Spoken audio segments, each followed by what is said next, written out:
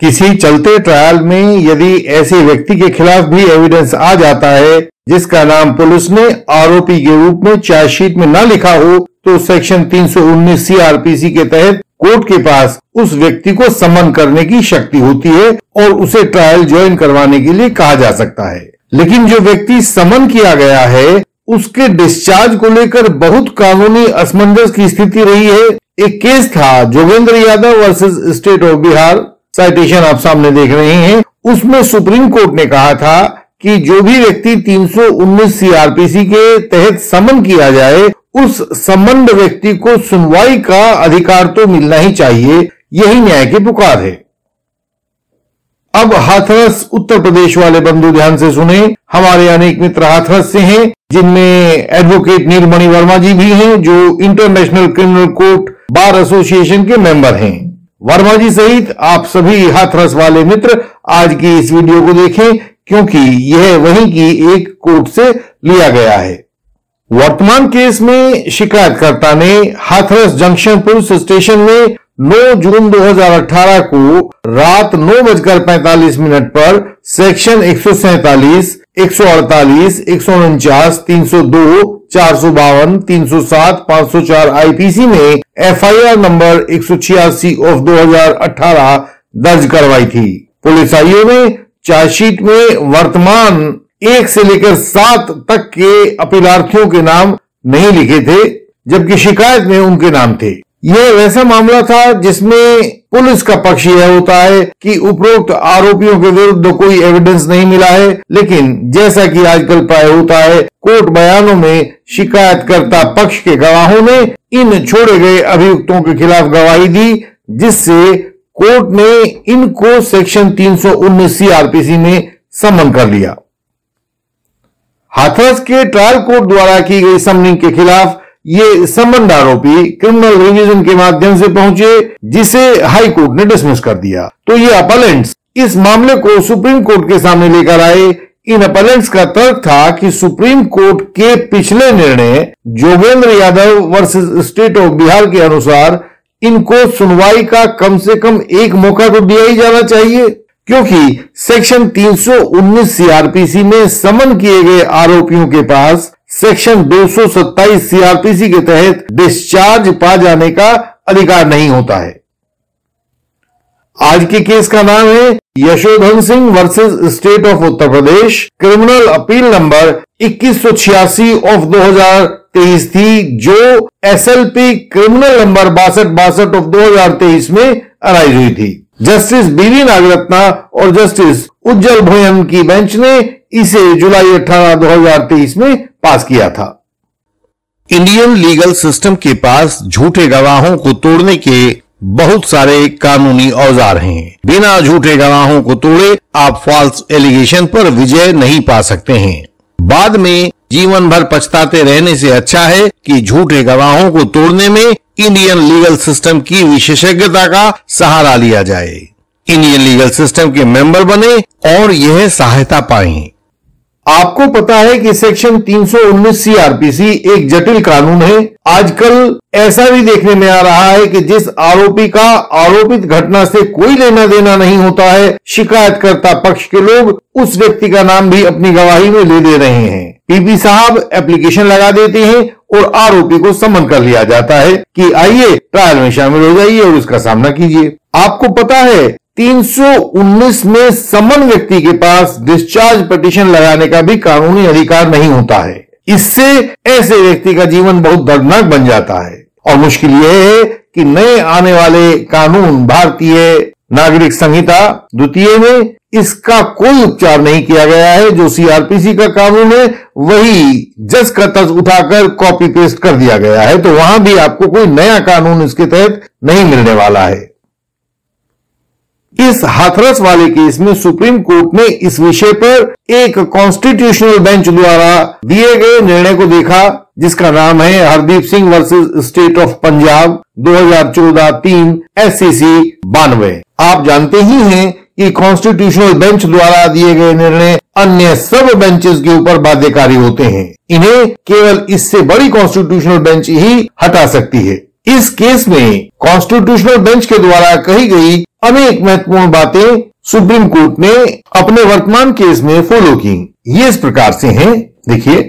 पहली बात है कि यदि ट्रायल कोर्ट के सामने किसी गैर मौजूद व्यक्ति के खिलाफ एविडेंस आ जाता है तो उस एविडेंस का क्रॉस एग्जामिनेशन के द्वारा परीक्षण किए जाने तक समनिंग को रोकने की आवश्यकता नहीं है।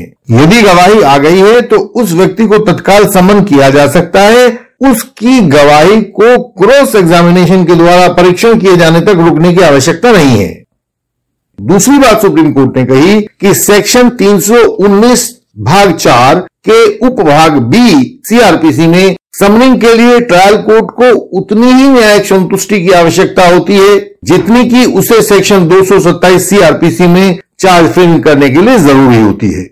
यानी कि इस बात से कोई लेना देना नहीं है कि प्रस्तुत एविडेंस के आधार पर क्या इस व्यक्ति का कन्विक्शन हो सकता है या नहीं हो सकता है। सिर्फ इतना देखा जाना जरूरी है कि क्या उसकी इसमें संलिप्तता हो सकती है या नहीं हो सकती है। तीसरी बात, सेक्शन 319 सीआरपीसी के तहत उन सब लोगों को समन किया जा सकता है किन को जिनका एफआईआर में नाम नहीं दिया गया है या जिनका एफआईआर में नाम है पर चार्जशीट में नाम नहीं दिया गया है या जिनका चार्जशीट में नाम था लेकिन जिनको डिस्चार्ज किया जा चुका है।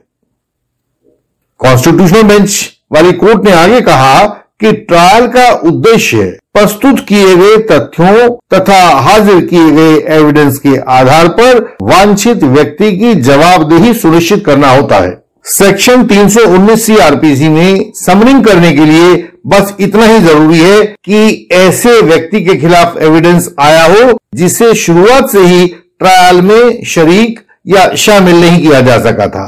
एविडेंस आते ही उस व्यक्ति को समन किया जाए, यही कानून है। यह समनिंग चार्जशीट के फाइल होने से लेकर उसके जजमेंट आने तक किसी भी स्टेज पर की जा सकती है। हालांकि हम सभी लोग जानते हैं कि सेक्शन 207, 208 या सेक्शन 209 सीआरपीसी में कमिटल वगैरह के दौरान ऐसे समनिंग ऑर्डर्स नहीं किए जाते हैं। सुप्रीम कोर्ट की उपरोक्त कॉन्स्टिट्यूशनल बेंच ने एक बहुत खतरनाक बात इस जजमेंट के पॉइंट 4 में कही थी। कोर्ट ने कहा था कि 319 में समनिंग करने के लिए केवल वही एविडेंस नहीं देखा जाएगा जो उस केस फाइल के रिकॉर्ड पर लगा हुआ है, बल्कि इसमें वह एविडेंस भी शामिल होगा जो कोर्ट ने कॉग्निजेंस के बाद से ट्रायल के शुरू होने तक, इस चीज का ध्यान रखिएगा, कॉग्निजेंस लेने के बाद से ट्रायल के शुरू होने तक स्वयं भी संग्रहित किया होगा। जो भी कोर्ट के सामने आया होगा और जो नए व्यक्ति के विरुद्ध आरोप को सपोर्ट करता होगा, उन सभी पर कोर्ट विचार करके 319 सीआरपीसी के समनिंग ऑर्डर को जारी कर सकती है। इसमें कोर्ट चार्जशीट से बाहर का एविडेंस भी देख सकता है, लेकिन ट्रायल शुरू होने से पहले तक की स्टेज यानी कि चार्ज फ्रेम होने तक कोर्ट नए एविडेंस को देख सकता है, उसके बाद नहीं देख सकता है।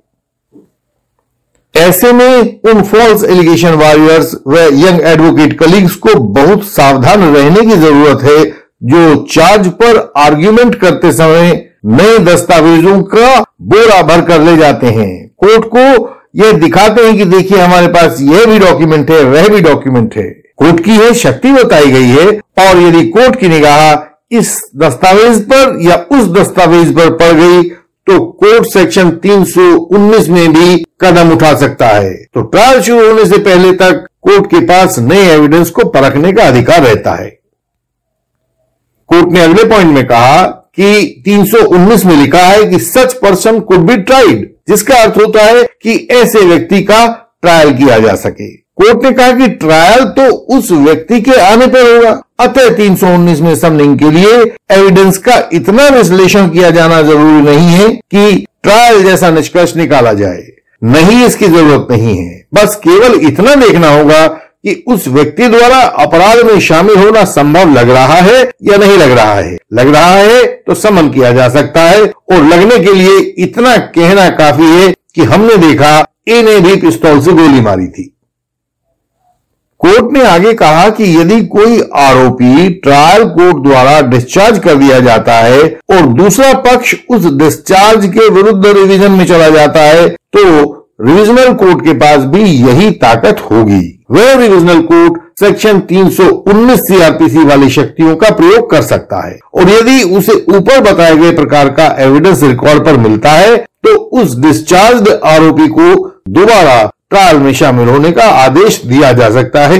यह कहते हुए सुप्रीम कोर्ट ने इस हाथरस वाले केस के अपीलेंट की अपील को खारिज कर दिया। कानून बहुत जटिल प्रक्रिया है, इसे भली प्रकार समझकर ही आगे बढ़ें।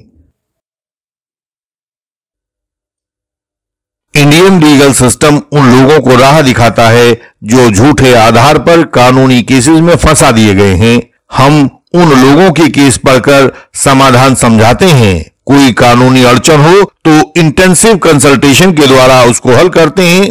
क्वॉशिंग और डिस्चार्ज के बारे में सही कानूनी स्थिति बताते हैं ताकि आपका समय और संसाधन नष्ट ना हो। आवश्यक होने पर हमारा अपराजेय क्रॉस एग्जामिनेशन तो होता ही है। कोई झूठा गवाह आपको अब परेशान न कर पाएगा।